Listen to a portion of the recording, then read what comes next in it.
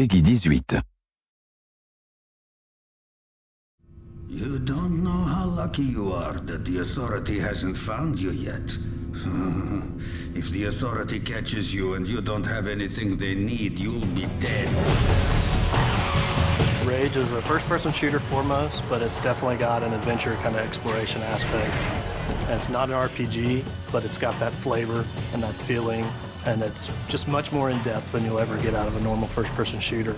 You know, you can kind of involve your mind in more than just your trigger finger.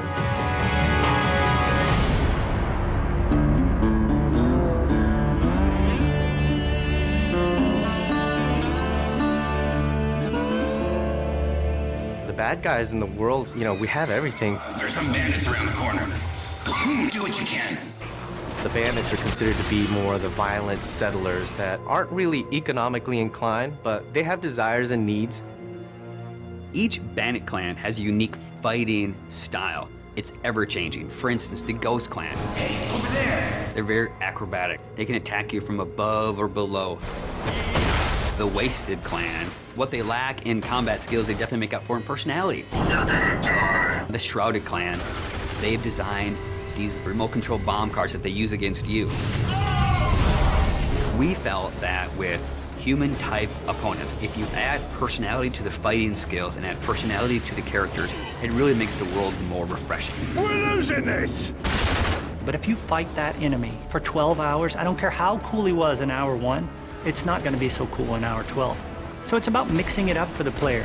Not reinventing the rules, but give him something a little different around every corner, so that's what we strive to do. The Wasteland has a number of mutants. So there's a bit of mystery to where the mutants came from. Some people believe that the cosmic radiation and the impact winter affected human development. But some people believe that the Authority were conducting experiments on humans, and the failures were, of course, the mutants.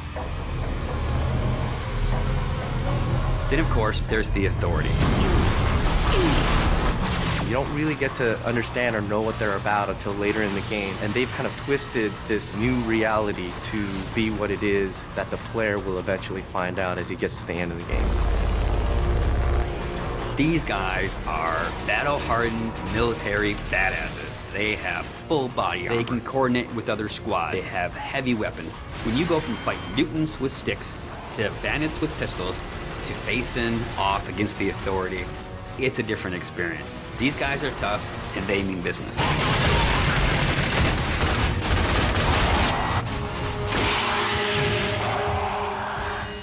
It is famous for having incredible graphics. So I wanted to have this real combat feel to it. Remember, to be of use to us, you must be able to move around freely. We decided to kind of make animations using motion capture. In Rage, we have upwards of 6,000 animations that have been created.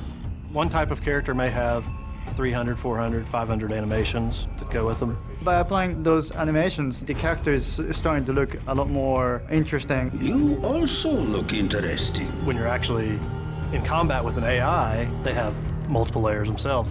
When you shoot at the enemy, they'll actually react to the shot. So they'll freak out and they get into this scramble mode where he's running around trying to save his life and then dive into cover.